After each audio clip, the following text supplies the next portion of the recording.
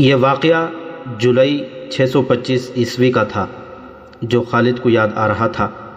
اس نے اپنے دل میں درد کی ٹھیس محسوس کی۔ خبیب رضی اللہ تعالیٰ عنہ اور زید رضی اللہ تعالیٰ عنہ کے قتل نے قریش کے سرداروں میں اختلاف کا بیج بو دیا تھا۔ جس طرح ان دو مسلمانوں نے آخری وقت نماز پڑھی اور اسلام سے نکل آنے پر موت کو ترجیح دی تھی، اس نے قریش کے کئی سرداروں پر گہرا اثر چھوڑا تھا۔ خود خالد اگر اسلام کی نہیں تو خبیب اور زید کی دل ہی دل میں بہت تعریف کی تھی۔ ابو سفیان اور اس کی بیوی ہند کے خلاف اس کے دل میں ناپسندیدگی پیدا ہو گئی تھی۔ یہ جنگجوؤں کا شیوا نہیں تھا، اس نے اپنے آپ سے کہا، یہ جنگجوؤں کو زیب نہیں دیتا تھا۔ ایک روز وہ ان سرداروں کی محفل میں بیٹھا تھا جو رسول خدا صلی اللہ علیہ وسلم کے اور ان دو صحابہ اکرام رضوان اللہ علیہم اجمعین کے قتل کے خلاف تھے۔ کیا تم سب جانتے ہو کہ مارے جانے والے یہ دو نہیں بلکہ 6 مسلمان تھے؟ خالد نے پوچھا۔ ہاں، ایک اور نے جواب دیا، یہ شارجہ بن مغیث کا کام تھا۔ وہ ان 6 مسلمانوں کو دھوکے سے پھندے میں لایا تھا اور ان کے پیچھے مکہ کے یہودیوں کا دماغ کام کر رہا تھا۔ خالد نے کہا، اور اس میں یوحوا یہودن نے 2-3 اور یہودی لڑکیاں ساتھ لے جا کر اپنے اور ان کے حسن کا جادو چلایا تھا۔ یوحوا جادوگرنی ہے، ایک سردار نے کہا۔ وہ بھائی کو بھائی کے ہاتھوں ذبح کرا سکتی ہے۔ کیا یہ خطرہ نہیں کہ یہودی ہمیں بھی ایک دوسرے کا دشمن بنا دیں گے؟ کسی اور سردار نے کہا۔ نہیں، ایک بوڑھا سردار بولا، وہ محمد صلی اللہ علیہ وسلم کے اتنے ہی دشمن ہیں جتنے ہم ہیں۔ یہودیوں کا مفاد اس میں ہے کہ وہ ہمارے اور مسلمانوں کے درمیان دشمنی اتنی پکی اور اتنی شدید کر دیں کہ ہم مسلمانوں کا نام و نشان مٹا دیں۔ ہمیں یہودیوں پر شک نہیں کرنا چاہیے، ایک سردار نے کہا، بلکہ ضرورت یہ ہے کہ ہم یہودیوں کو مسلمانوں کے خلاف زمین کے نیچے استعمال کریں، لیکن ایسے نہیں جیسے شارجہ نے کیا ہے۔ خالد نے کہا، اور ایسے بھی نہیں جیسے ابو سفیان اور اس کی بیوی نے کیا ہے۔ کیا تم سب جانتے ہو کہ یوحوا مکے کے چند ایک یہودیوں کے ساتھ مدینہ چلی گئی ہے؟ بوڑھے سردار نے پوچھا اور خود ہی جواب دیا، وہ مدینہ اور ارد گرد کے یہودیوں اور دوسرے قبائل کو مسلمانوں کے خلاف ابھاریں گے۔ اسلام کے فروغ سے وہ خود خطرہ محسوس کر رہے ہیں۔ اگر محمد صلی اللہ علیہ وسلم کا عقیدہ پھیلتا چلا گیا اور میدان جنگ میں محمد صلی اللہ علیہ وسلم کے پیروکاروں کا جذبہ یہی رہا جو ہم دیکھ چکے ہیں، تو خدائی یہودا کا سورج غروب ہو جائے گا۔ لیکن یہودی لڑنے والی قوم نہیں، خالد نے کہا، وہ میدان جنگ میں ہمارا ساتھ نہیں دے سکتے۔ مسلمانوں کے لیے وہ میدان جنگ میں زیادہ مہلک ثابت ہوں گے، ایک اور سردار نے کہا۔ وہ اپنی یوحوا جیسی دلکش لڑکیوں کے ذریعے مسلمان سرداروں اور سالاروں کو میدان جنگ میں اترنے کے قابل نہیں چھوڑیں گے۔ یوحوا خالد کے دل و دماغ پر غالب آتی جا رہی تھی اور 4 برس پرانی باتیں اسے سنائی دے رہی تھیں۔ وہ مدینہ کی طرف چلا جا رہا تھا اور احد کی پہاڑی اوپر اٹھتی جا رہی تھی۔ پھر یہ پہاڑی اس کی نظروں سے اوجھل ہونے لگی۔ اس کا گھوڑا گھاٹی میں اتر رہا تھا۔ یہ کوئی 1 میل لمبا اور 1.5-2 فرلانگ چوڑا نشیب تھا جس میں کہیں کہیں مخروطی ٹیلے کھڑے تھے۔ یہ ریتیلی مٹی کے تھے۔ خالد کو دوڑتے قدموں کی آہٹ سنائی دی۔ اس نے چونک کر ادھر دیکھا اور اس کا ہاتھ تلوار کے دستے پر چلا گیا۔ وہ 4-5 غزال تھے جو اس کے نیچے دوڑتے جا رہے تھے۔ کچھ دور جا کر ایک غزال نے دوسرے غزال کے پہلو میں ٹکر ماری، پھر دونوں غزال آمنے سامنے آ گئے اور ان کے سر ٹکرانے لگے۔ دوسرے غزال انہیں دیکھنے رک گئے۔ اتنے خوبصورت جانور آپس میں لڑتے اچھے نہیں لگتے۔ خالد انہیں دیکھتا رہا۔ ایک تماشائی غزال نے خالد کے گھوڑے کو دیکھ لیا۔ اس نے گردن تانی اور کھر زمین پر مارا۔ لڑنے والے غزال جہاں تھے وہاں ساکت و جامد ہو گئے، اور پھر تمام غزال ایک طرف بھاگ اٹھے اور خالد کی نظروں سے اوجھل ہو گئے۔ قریش کے سردار 2 گروہوں میں بڑھ گئے تھے۔ ان کی آپس میں دشمنی پیدا نہیں ہوئی تھی، لیکن پیار و محبت اور اتحاد والی پہلی سی بات بھی نہیں رہی تھی۔ خالد کو آج یاد آ رہا تھا کہ سب ابو سفیان کی سرداری اور سالاری کو تسلیم کرتے تھے، لیکن کھچاؤ سا پیدا ہو گیا تھا۔ جب اتحاد کی ضرورت تھی اس وقت اہل قریش نفاق کے راستے پر چل پڑے تھے۔ خالد کو یہ صورتحال سخت ناگوار گزرتی تھی۔ کیا آپ کو معلوم نہیں کہ آپس کا نفاق دشمن کو تقویت دیتا ہے؟ خالد نے ایک روز ابو سفیان سے کہا تھا، کیا آپ نے کبھی سوچا ہے کہ اس نفاق کو اتفاق میں کس طرح بدلا جا سکتا ہے؟ بہت سوچا ہے خالد، ابو سفیان نے اکتائے ہوئے لہجے میں کہا تھا، بہت سوچا ہے۔ سب مجھے پہلے کی طرح ملتے ہیں، لیکن میں محسوس کرتا ہوں کہ بعض کے دل صاف نہیں۔ کیا تم کوئی صورت پیدا کر سکتے ہو کہ دلوں سے میل نکل جائے؟ ہاں، میں نے ایک صورت سوچ رکھی ہے، خالد نے کہا۔ میں یہی تجویز آپ کے سامنے لا رہا تھا۔ جن سرداروں کے دلوں میں میل پیدا ہو گئی ہے، وہ سمجھنے لگے ہیں کہ ہم اب نام کے جنگجو رہ گئے ہیں اور ہم نے مسلمانوں کا ڈر اپنے دلوں میں بٹھا لیا ہے۔ شارجہ نے 6 مسلمانوں کو دھوکہ دے کر اور اس میں سے 2 کو آپ کے ہاتھوں مروا کر ہماری شکل و صورت ہی بدل ڈالی ہے۔ اس کا علاج یہ ہے کہ ہم مدینہ پر حملہ کریں یا مسلمانوں کو کہیں للکاریں اور ثابت کر دیں کہ ہم جنگجو ہیں اور ہم مسلمانوں کو ختم کر کے دم لیں گے۔ ہمارے پاس جواز موجود ہے، ابو سفیان نے اچھل کر کہا تھا۔ میں نے احد کی لڑائی کے مقام پر آخر میں محمد کو للکار کر کہا تھا کہ تم نے بدر میں ہمیں شکست دی تھی، ہم نے احد کی پہاڑی کے دامن میں انتقام لے لیا ہے۔ میں نے محمد صلی اللہ علیہ وسلم سے یہ بھی کہا تھا کہ قریش کے سینوں میں انتقام کی آگ جلتی رہے گی، ہم اگلے سال تمہیں بدر کے میدان میں للکاریں گے۔ ہاں مجھے یاد ہے، خالد نے کہا۔ ادھر سے عمر رضی اللہ تعالیٰ عنہ کی آواز آئی تھی۔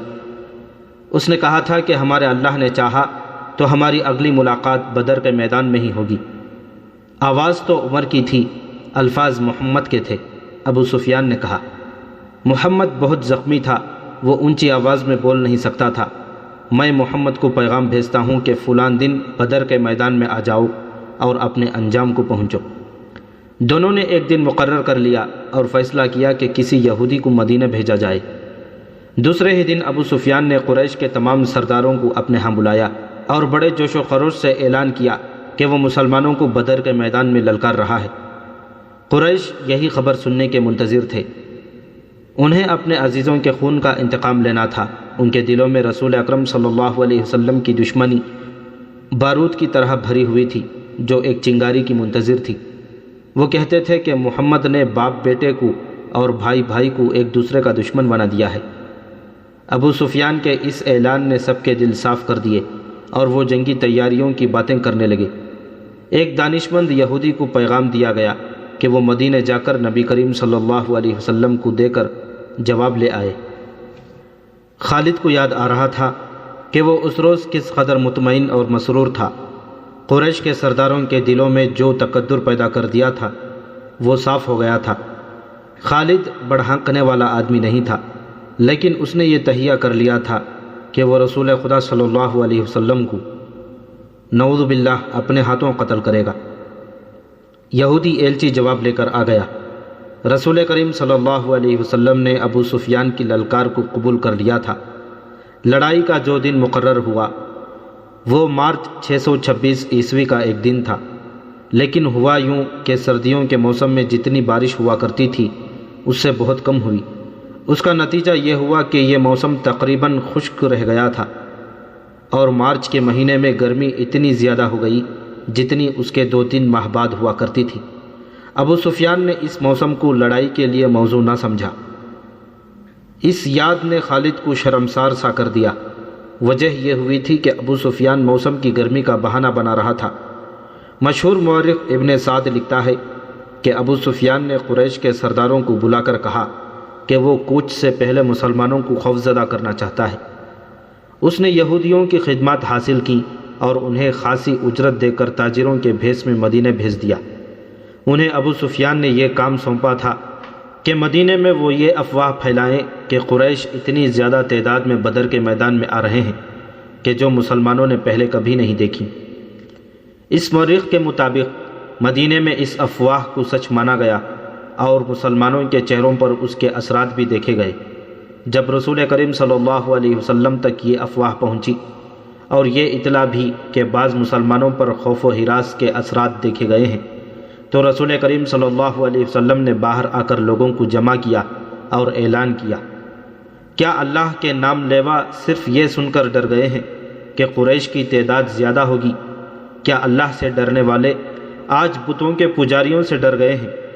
اگر تم قریش سے اس قدر ڈر گئے ہو کہ ان کی للکار پر تم منہ موڑ گئے ہو تو مجھے قسم ہے خدائے ذوالجلال کی جس نے مجھے رسالت کی ذمہ داری سونپی ہے، میں بدر کے میدان میں اکیلا جاؤں گا۔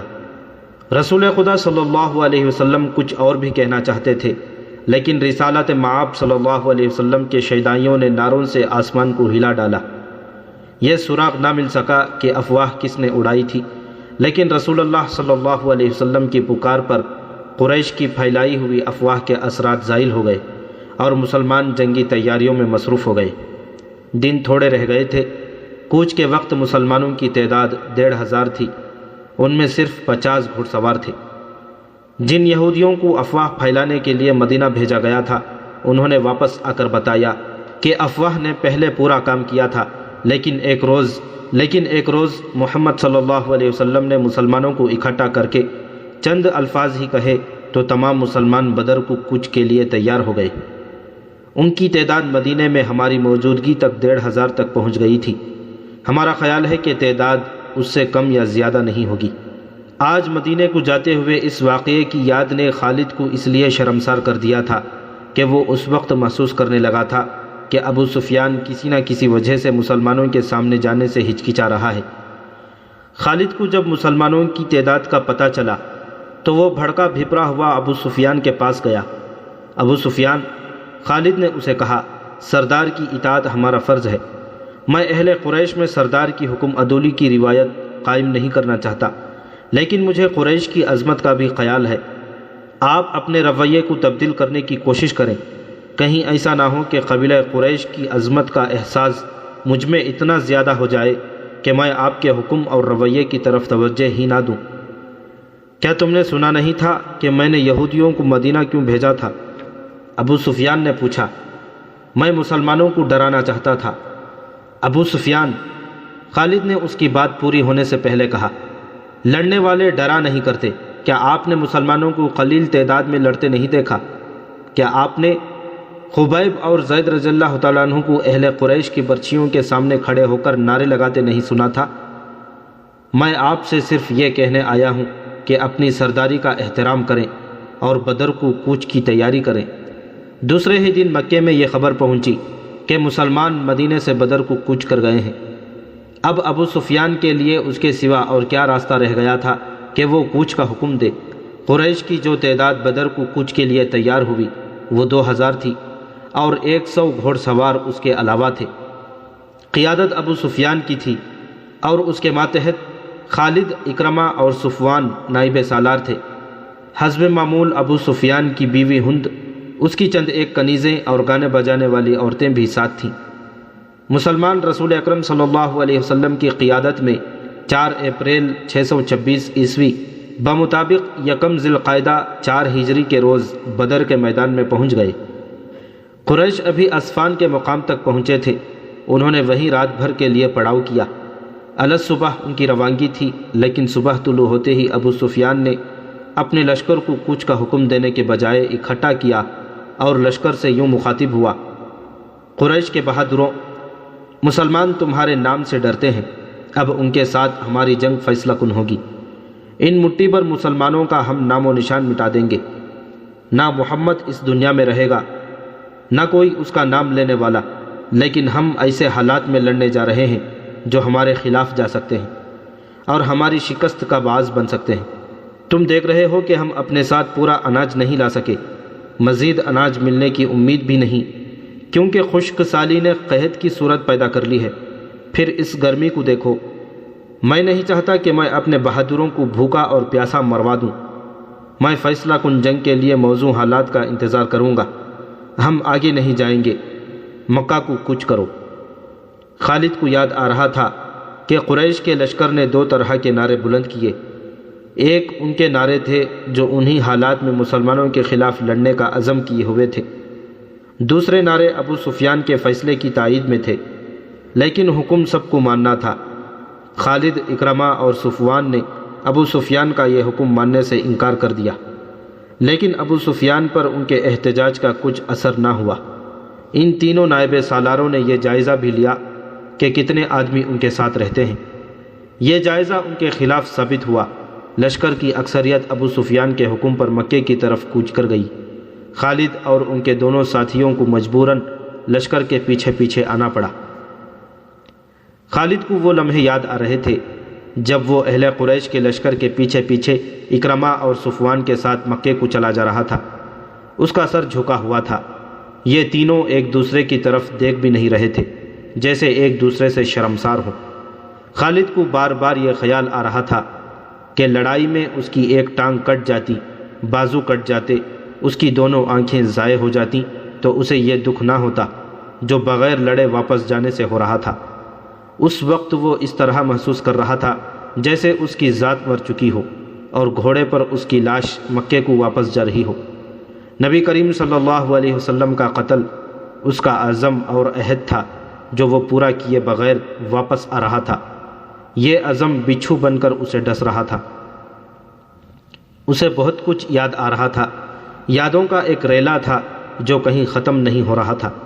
اسے یہودیوں کے تینوں قبیلے بنو نذیر، بنو قریظہ اور بنو قینقاع یاد آئے۔ انہوں نے جب دیکھا کہ قریش مسلمانوں کے خلاف لڑنے سے منہ موڑ گئے ہیں تو وہ سرگرم ہو گئے۔ یہودیوں نے مسلمانوں کے خلاف زمین دوز کارروائیاں شروع کی۔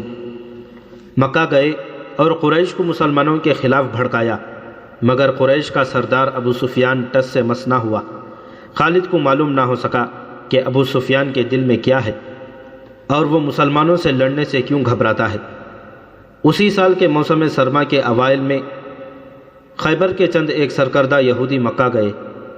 ان کا سردار حی بن اختم تھا۔ یہ شخص یہودیوں کے قبیلے بنو نذیر کا سردار بھی تھا۔ یہودیوں کے پاس زر و جواہرات کے خزانے تھے۔ یہ چند ایک یہودی ابو سفیان اور قریش کے دیگر سرداروں کے لیے بیش قیمت تحفے لے کر گئے۔ ان کے ساتھ حسین و جمیل لڑکیوں کا طائفہ بھی تھا۔ مکے میں یہ یہودی ابو سفیان سے ملے، اسے تحفے پیش کیے اور رات کو اپنے طائف کا رقص بھی دکھایا۔ اس کے بعد حی بن اختم نے ابو سفیان سے خالد، اکرمہ اور صفوان کی موجودگی میں کہا کہ انہوں نے مسلمانوں کو ختم نہ کیا اور ان کے بڑھتے ہوئے قدم نہ روکے تو وہ یمامہ تک پہنچ جائیں گے۔ اگر وہ اس میں کامیاب ہو گئے تو قریش کے لیے وہ تجارتی راستہ ہمیشہ کے لیے بند ہو جائے گا جو بحرین اور عراق کی طرف جاتا ہے۔ قریش کے لیے یہ راستہ شہ رگ کی حیثیت رکھتا تھا۔ اگر آپ ہمارا ساتھ دیں، حی بن اختب نے کہا، تو ہم مسلمانوں کے خلاف خفیہ کارروائیاں شروع کر دیں گے۔ ہم مسلمانوں سے دگنے تھے تو بھی انہیں شکست نہ دے سکے۔ ابو سفیان نے کہا، ان سے 3 گنا تعداد میں ان سے لڑے تو بھی انہیں شکست نہ دے سکے۔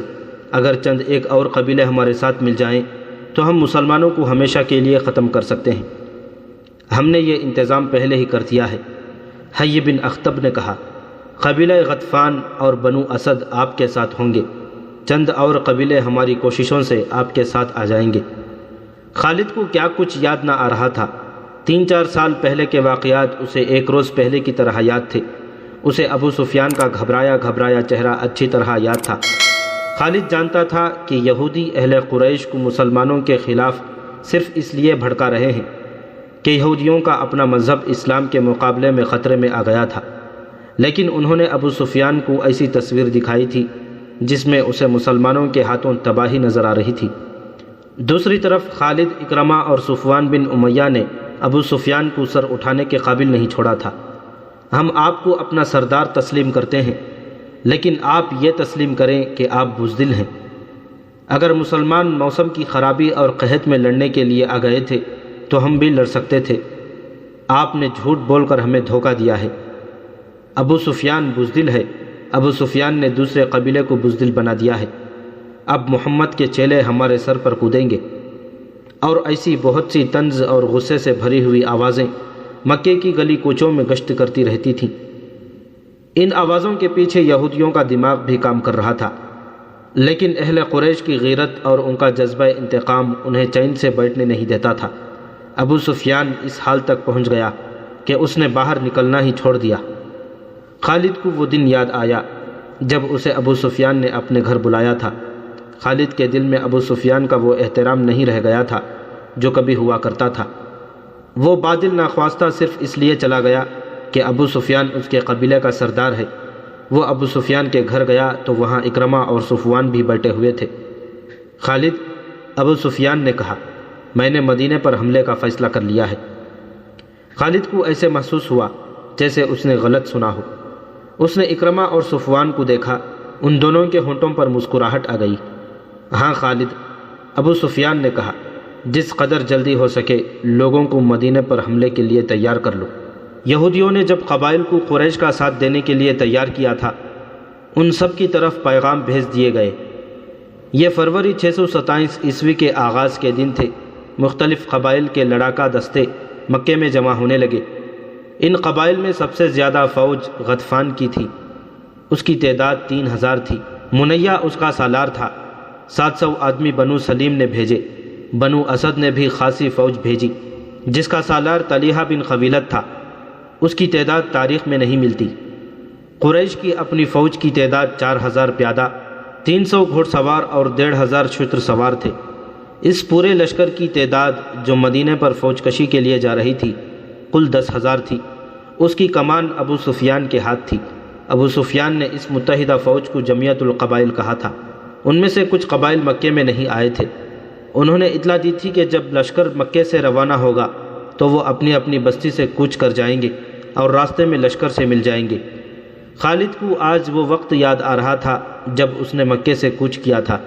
لشکر کا تیسرا حصہ اس کی کمان میں تھا۔ اس نے ایک ٹیکری پر گھوڑا چڑھا کر وہاں سے اس تمام لشکر کو دیکھا تھا۔ اسے لشکر کے دونوں سرے نظر نہیں آ رہے تھے۔ دف اور نفریاں اور شہنائیاں اور لشکر کی مترنم آواز جو ایک ہی آواز لگتی تھی خالد کے خون کو گرما رہی تھی۔ اس نے گردن تان کر اپنے آپ سے کہا تھا کہ مسلمان پس کر رہ جائیں گے اور اسلام کے ذرے عرب کی ریت میں مل کر ہمیشہ کے لیے فنا ہو جائیں گے۔ یہ اس کا عزم تھا۔ یہ لشکر 24 فروری 627 عیسوی بمطابق 1 شوال مدینے کے قریب پہنچ گیا۔ قریش نے اپنا پڑاؤ اس جگہ ڈالا جہاں احد کی لڑائی کے لیے خیمہ زن ہوئے تھے۔ وہاں 2 ندیاں آ کر ملتی تھیں۔ دوسرے دن قبائل احد کی پہاڑی کے مشرق کی طرف خیمہ زن ہوئے۔ قریش نے یہ معلوم کرنے کے لیے کہ مدینے کے لوگوں کو قریش کے لشکر کی آمد کی اطلاع ملی ہے یا نہیں، 2 جاسوس تاجروں کے بھیس میں مدینہ بھیجے۔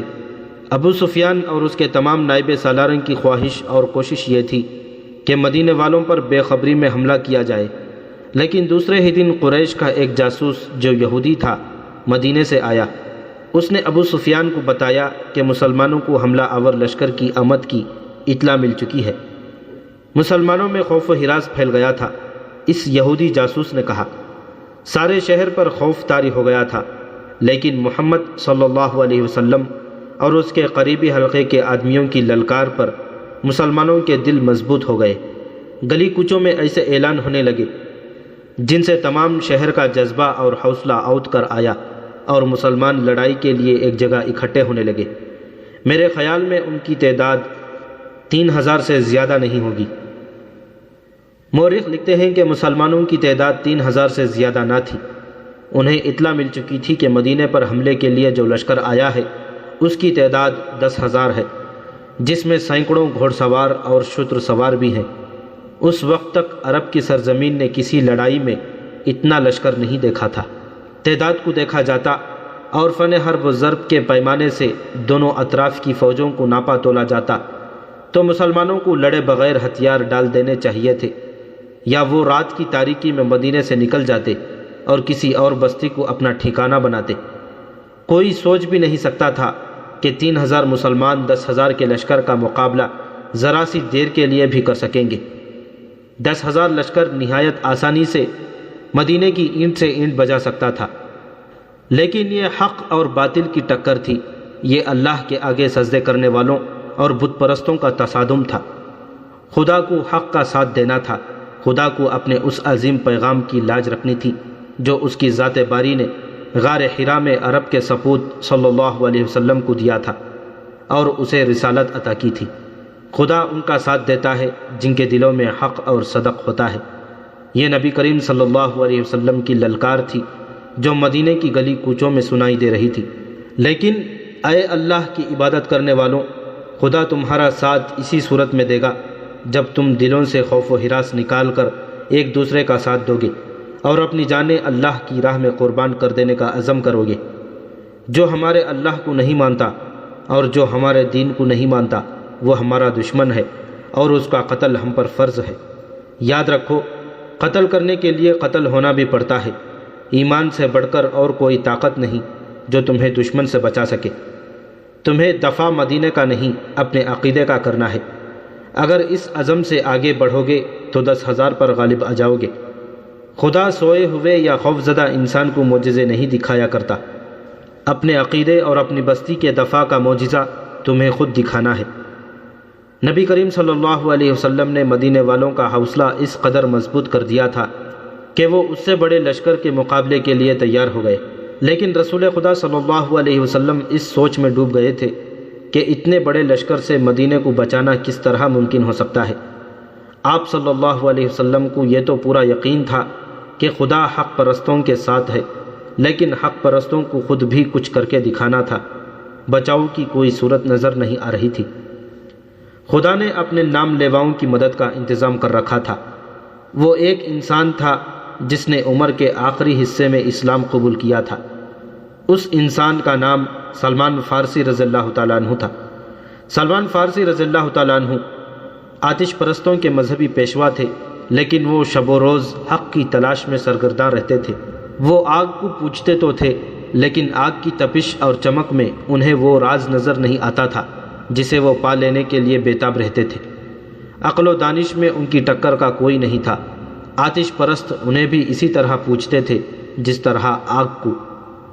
جب سلمان فارسی رضی اللہ تعالیٰ عنہ کی عمر بڑھاپے کی دہلیز پھلانگ کر خاصی آگے نکل گئی تو ان کے کانوں میں عرب کی سرزمین کی ایک انوکھی آواز پڑی، خدا ایک ہے، محمد صلی اللہ علیہ وسلم اس کا رسول ہے۔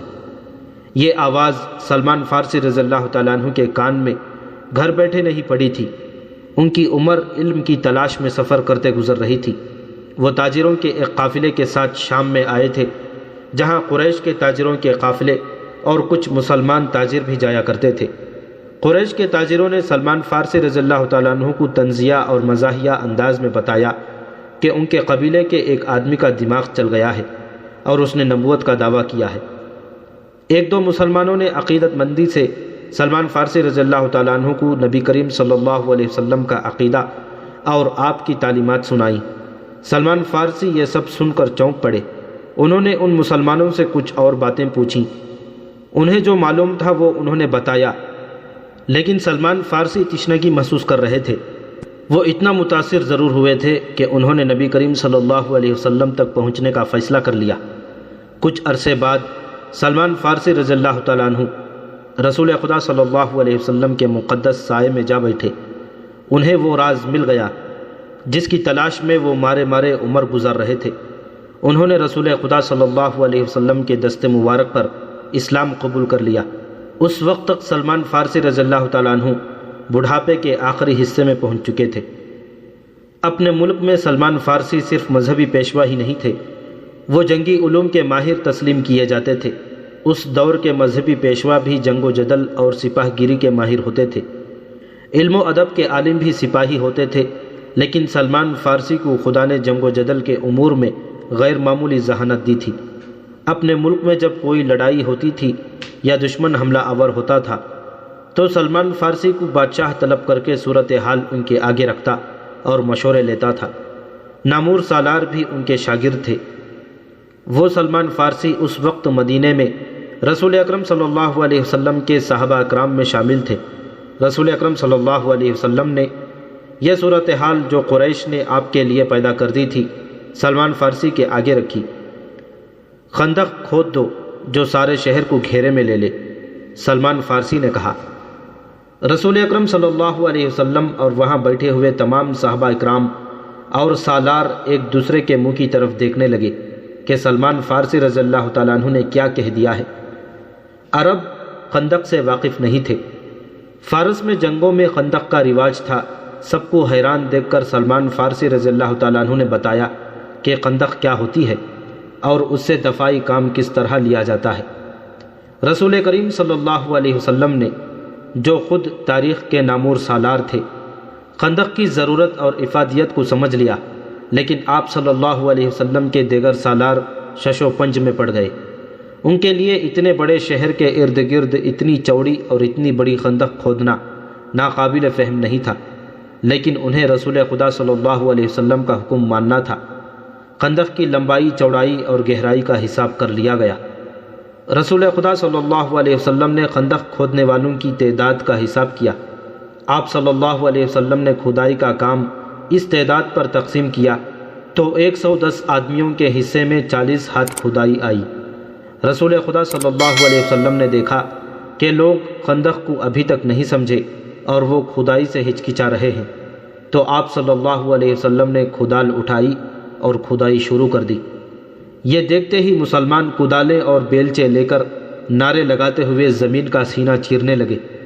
ادھر سے اس وقت کے ایک شاعر حسان بن ثابت رضی اللہ تعالیٰ عنہ آ گئے۔ حسان رضی اللہ تعالیٰ عنہ مشہور نعت گو تھے، جنہیں رسول اکرم صلی اللہ علیہ وسلم اکثر اپنے ساتھ رکھا کرتے تھے۔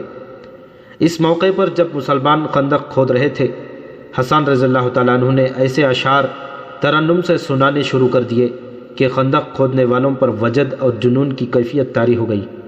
خندق کی لمبائی چند گز نہیں تھی، اسے میلوں دور جانا تھا۔ شیخین کی پہاڑی سے لے کر جبل بنی عبید تک یہ خندق کھودنی تھی۔ زمین نرم بھی تھی اور سنگلاخ بھی تھی، اور یہ نہایت تیزی سے مکمل کرنی تھی کیونکہ دشمن سر پر آ پڑا تھا۔ قریش کا لشکر اس عجیب و غریب طریقۂ دفاع سے بے خبر احد کی پہاڑی کی دوسری طرف خیمہ زن تھا۔